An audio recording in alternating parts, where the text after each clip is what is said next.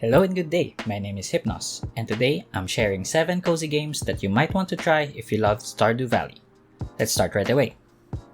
Number 1 is Spiritfarer. If you love bonding with townsfolk in your cozy games, Spiritfarer is going to hit you right in the heart. You play as Stella, a Spiritfarer who helps guide souls to the afterlife. You build your boat, cook meals, hug your passengers, and slowly help each one come to terms with their journey. It's a platforming game with a cozy vibe where you maintain and manage your boat and resources. I love the word exploration here. You navigate the world map to visit different places where the platforming elements then come in. It's cozy, but also deeply emotional. The art is beautiful, the soundtrack is incredible, and the story, let's just say keep tissues nearby. Number 2 is Coral Island. This is basically Stardew Valley but with a tropical twist and modern polish.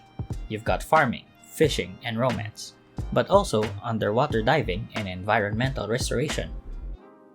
The town is vibrant, the cast is diverse, and the art style is just chef's kiss.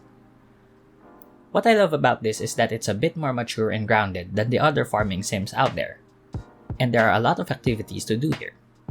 Even though it has been fully released already, I can say it still has a lot of room to grow and a decent potential to introduce more content. You can also check out my first impressions review in my channel. Also subscribe while you're at it. Next up is Sun Haven. This one is for the fantasy lovers out there. If you are looking for a farming sim with a splash of fantasy elements, Sun Haven is the game for you. Sun Haven combines farming with light RPG elements. There's spellcasting, dragons, monsters, and magic. But you're still growing crops, raising animals, and chatting up the locals. I played this in its early version, and there were more than a few bugs, but I hear it has improved since then. It has a few DLCs that only contain cosmetics, but you can ignore all of those and you wouldn't miss anything but a good scratch for both that farming and fantasy RPG itch. At number 4, you might be familiar with this game if you watched my earlier videos. Dinkum is what happens when you blend Animal Crossing and Stardew Valley, then toss it into the Australian outback.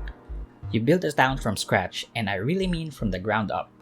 Farm, catch bugs and fishes, and invite quirky people to move in. It's got a rustic charm and a more open-ended feel, especially if you enjoy base building. The main highlight of this game is how relaxed the gameplay is. I don't feel any pressure getting through the day because the game allows you to take everything at your own pace. It's really great for people who love customization and relaxed goals.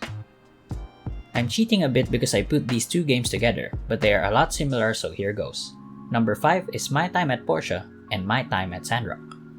These are 3D cozy sims set in a semi-post-apocalyptic world that heavily focuses on crafting to rebuild a town. Instead of a farm, you're running a workshop, so think less about watering plants and more about building machines, upgrading gear, and fulfilling commissions. There's mining, romance, and exploration too. These are also a bit heavier in terms of the RPG elements due to the tools, weapons, and other equipments in the game.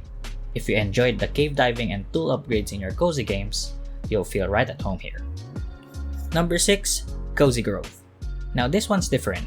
It's a slow, daily play game where you help ghostly bear spirits uncover their pasts on a haunted island. The game encourages short sessions like 30 minutes a day, which makes it a great game for winding down at night. It's relaxing, the art is super charming, and even though it deals with themes like loss and healing, it does so in a comforting way. Last one on number 7, A Short Hike. This one's not a farming sim at all, but hear me out. A Short Hike is all about exploring a tiny island as a little bird named Claire.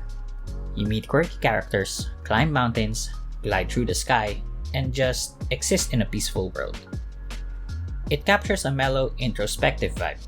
With only around 2 hours of gameplay for a casual playstyle, this one's perfect for you if you need something short and wholesome that you can finish over the weekend. And that's the list, 7 cozy games to dive into if you're missing the magic of Stardew Valley. Have you tried any of these before, or do you have your own go-to cozy games I missed? Drop them in the comments. I'd love to hear your picks and also take a look at them. If you enjoyed this episode of Video Game Lists, be sure to like, subscribe, and stick around for more lists and essays. My name is Hypnos, and thanks for watching.